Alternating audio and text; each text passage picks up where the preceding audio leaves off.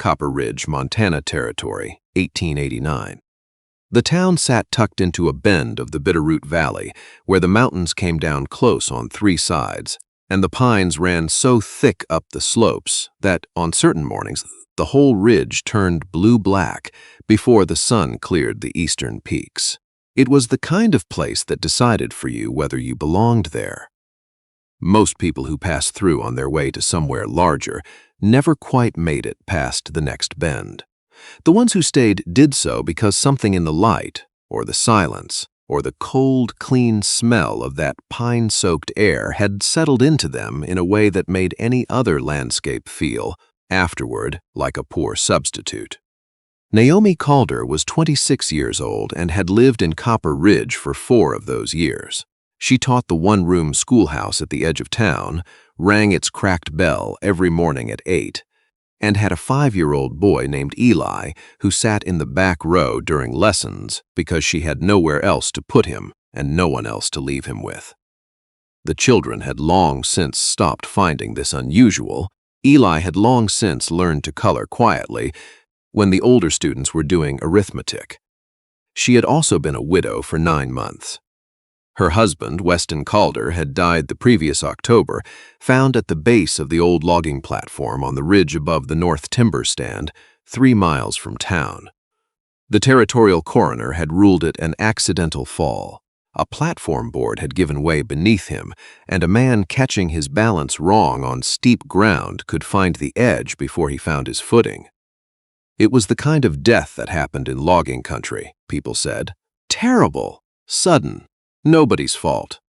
Naomi had accepted that the way a person accepts something, they have no strength left to question. She had been too busy surviving. The school board paid her a teacher's salary that covered was most of the rent on the small house adjacent to the schoolhouse. What it did not cover, she managed through the quiet grinding arithmetic of a woman who has learned to make $12 do the work of 16. She patched the school's roof herself in September. Rather than petition the board for repair funds, they would delay regardless. She took in mending on the side when Eli was asleep. She answered every letter from her mother-in-law in Denver with cheerful brevity and did not mention that Crawford Calder, Weston's father, had been to see her 3 times in the past month asking her to sign papers regarding the timberland. She had not signed anything yet. Reuben Strand arrived in Copper Ridge that March, 49 years old, with a physician's bag, a good horse, and the particular quietness of a man who had already lived through enough that he'd stopped needing to announce himself.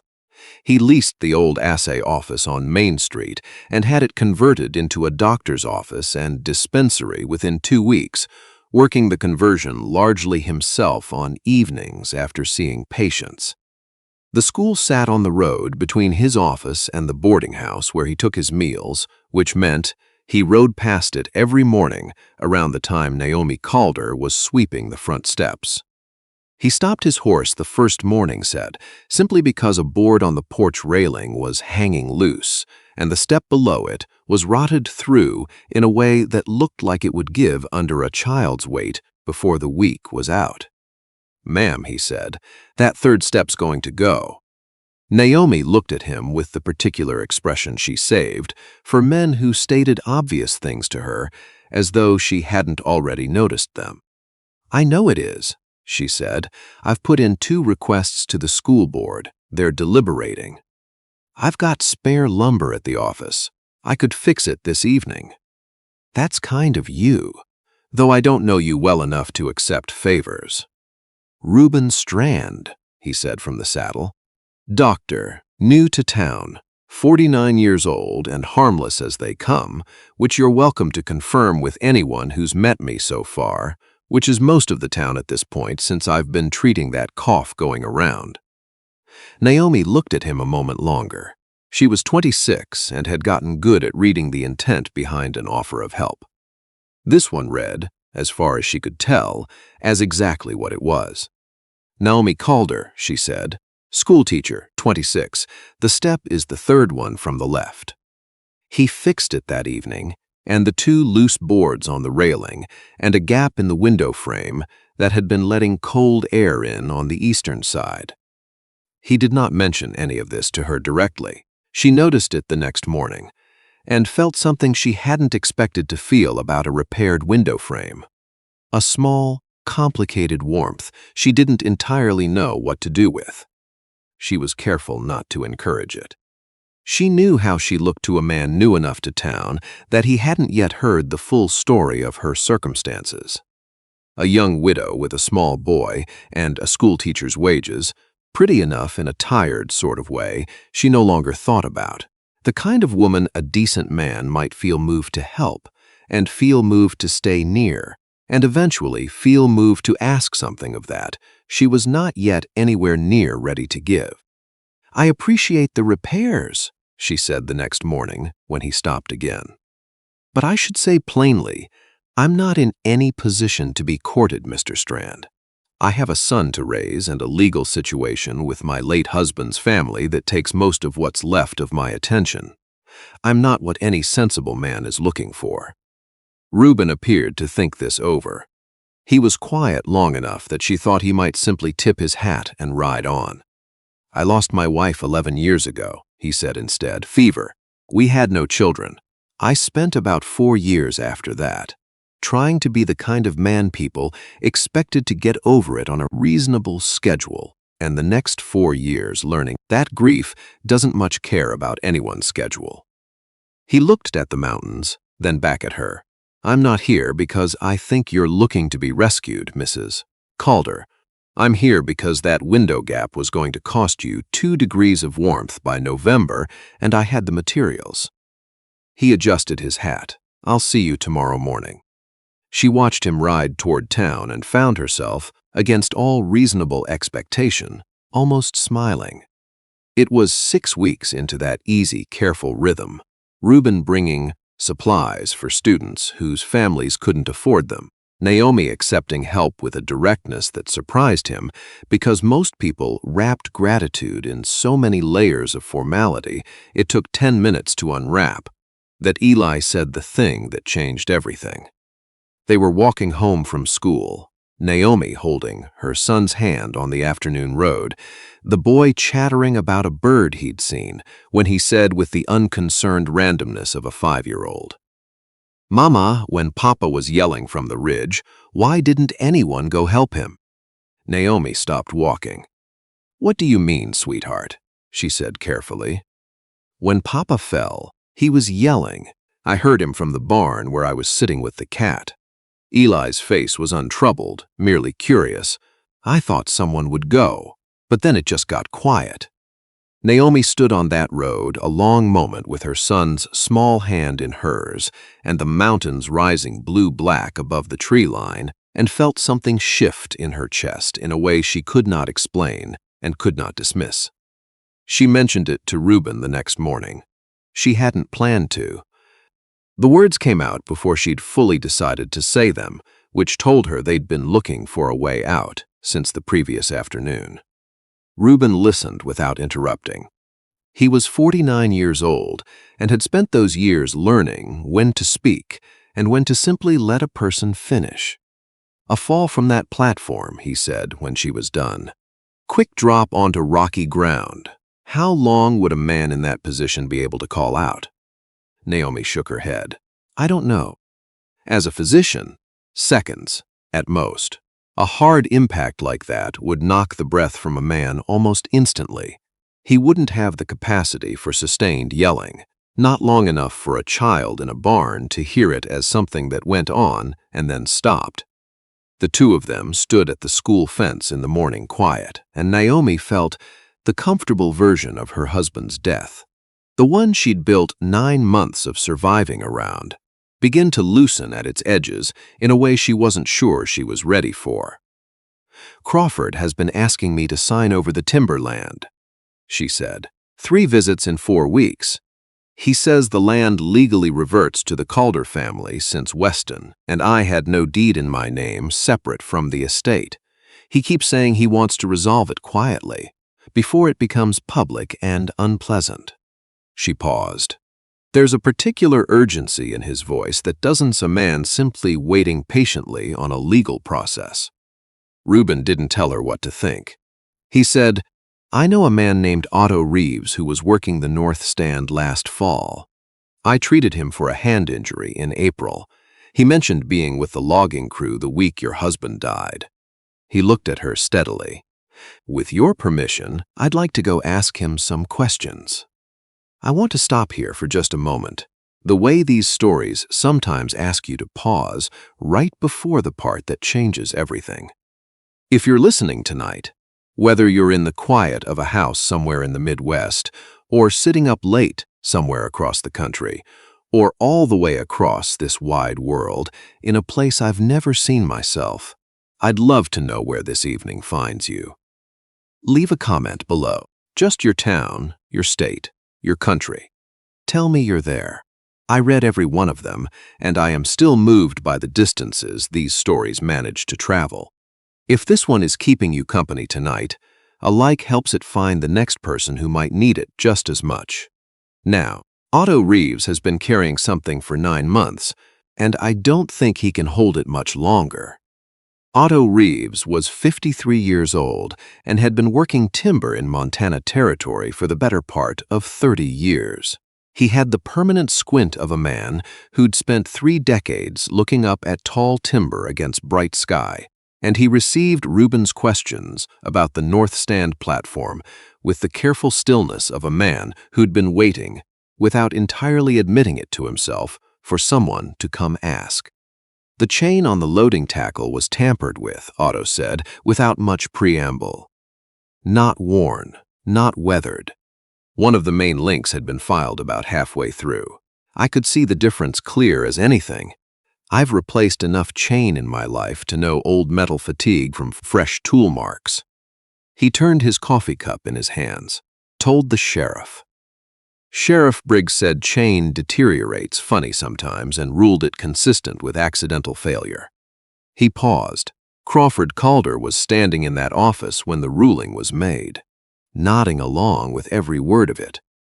Reuben rode back toward Copper Ridge, with the mountains going amber in the late afternoon light and more weight on his mind than he'd carried out that morning.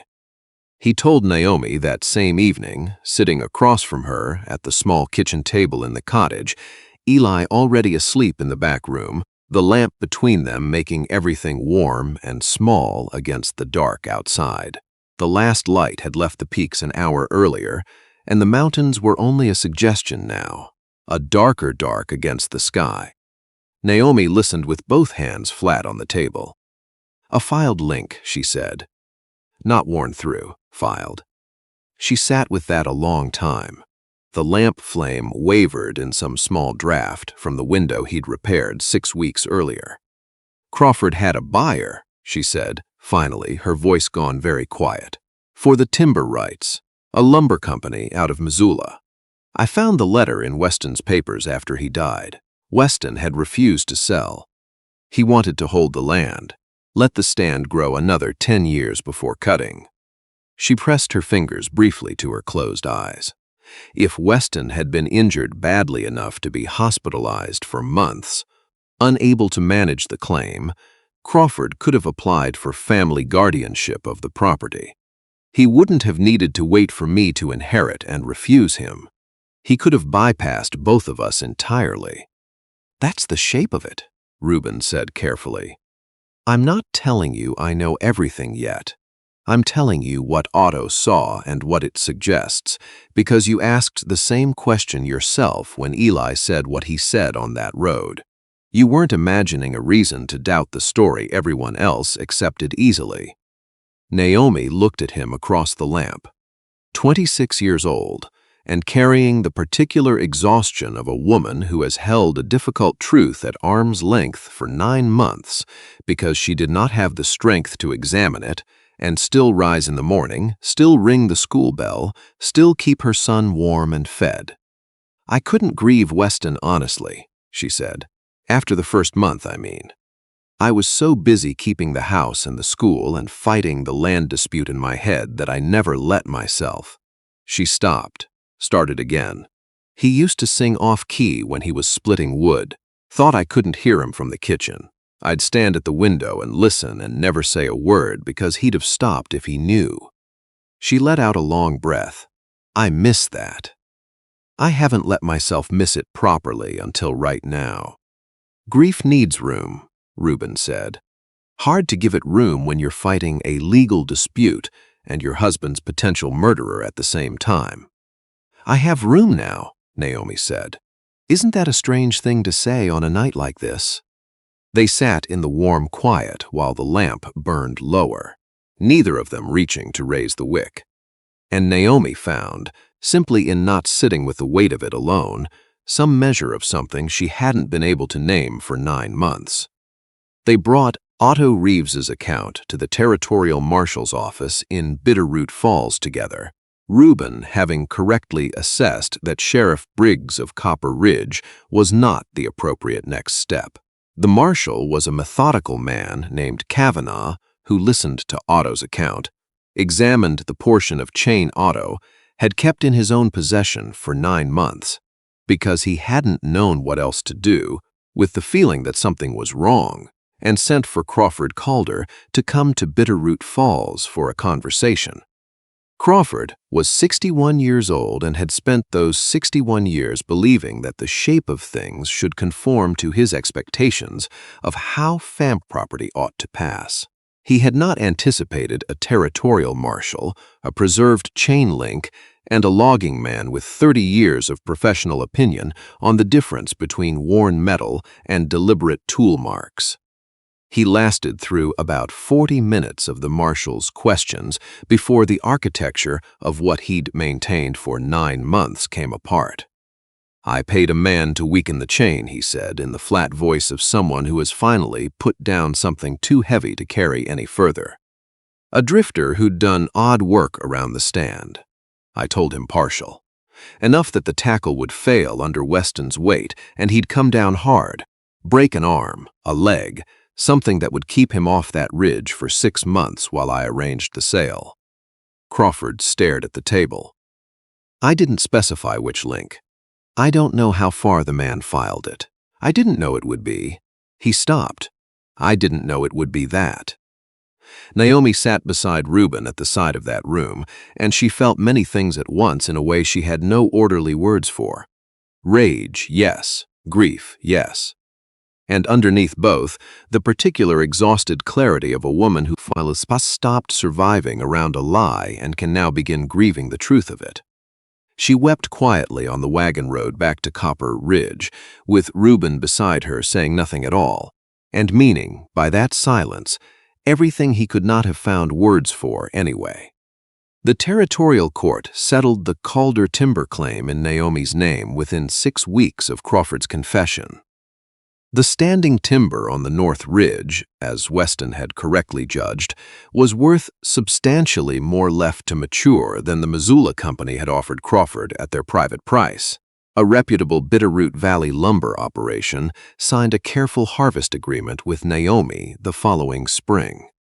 Terms she negotiated herself, insisting on replanting provisions and fair wages for Copper Ridge men who worked the stand, terms the company's representatives agreed to with less argument than they'd expected from a 26-year-old schoolteacher. Reuben watched her manage that negotiation from across the room and felt, more than once, a complicated shift in his understanding of what he'd imagined he was doing, riding past a schoolhouse every morning for the past 6 months. He didn't stop by the fence for 3 mornings after the settlement came through. He was 49 years old and had been a country doctor in 4 small towns before Copper Ridge. He knew what it looked like from the outside when a man of modest means found his nerve around a woman who had come into a fortune. He did not want to be that man. He spent 3 mornings convincing himself he wasn't, and 3 mornings failing to convince himself entirely, and on the 4th morning Naomi Calder was already leaning on her own fence when he rode up.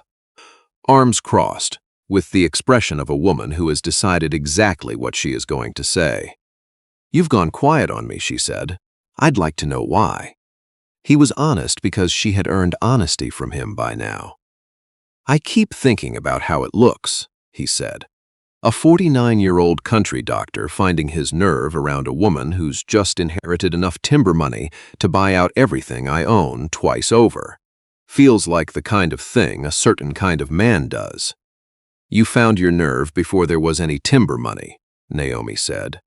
"I watched you find it, morning after morning, at a school fence that had nothing to offer you but a tired woman's thank you and a 5-year-old boy who kept trying to show you his drawings." She looked at him directly. "You fixed that window gap in November, when I was a widow with a leaky roof and a land dispute and $50 in savings. Nobody does that to court a timber fortune." "I fixed it," Reuben said, "because it needed fixing." "I know," Naomi said. "That's the whole point." He asked her properly the following Sunday, at the school fence where Eli was busy demonstrating to anyone who would watch that he could balance on the lower rail for a full count of 10. The mountain wildflowers had come up along the road in yellow and white, and the sky above Copper Ridge was that particular deep blue that only appeared in Montana in late May, when the last of the cold had finally let the valley go. "I never got around to giving you the thing I came to Copper Ridge intending to offer," Reuben said. "A steady, decent partnership with someone who doesn't need rescuing, but might not mind the company. Took considerably longer to get there than I planned, and the road was harder than either of us expected." "You gave me more than company," Naomi said. "You gave me the truth about Weston's death, and the courage to ask the question I'd been carrying for 9 months without letting myself look directly at it." She watched Eli drop off the fence rail and immediately climb back on. "And you told my son honestly that you couldn't tell what the brown part of his drawing was supposed to be. He told me that. He liked that you didn't pretend." "It genuinely could have been several things," Reuben said. "A horse, a barn. I was not certain." "It was a fish," Naomi said. "He was very proud of it." Reuben knelt in the short grass beside the fence, ignoring the protest his 49-year-old knees registered against wet ground. "Marry me," Naomi Calder. "Not because you need anything I have, because you've made plain enough that you don't. But because I have spent 6 months watching a 26-year-old woman hold her whole world together with both hands and still teach her students long division, and still say thank you with the kind of dignity that makes a man feel it's worth trying to deserve." He paused. "And because your son told me last Tuesday that he would like a dog, and I thought that sounded like a reasonable family project, if you were willing." Naomi looked at him in the morning light for a long moment. Then she stepped down off the fence and took his hands.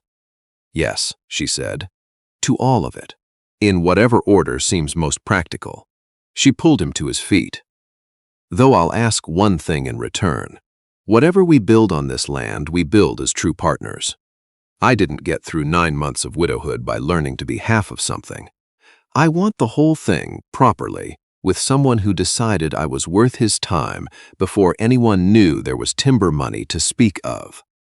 "I decided you were worth my time," Reuben said, "because of a rotted porch step." "That," Naomi said, with something that had been dormant a long while, finally settling warmly back into her features, "is the most honest thing you have said to me yet." They were married that December in the same small Copper Ridge church that had held Weston Calder's memorial service 14 months before. Snow fell soft and straight through air, so still the flakes came down slow enough to watch individually.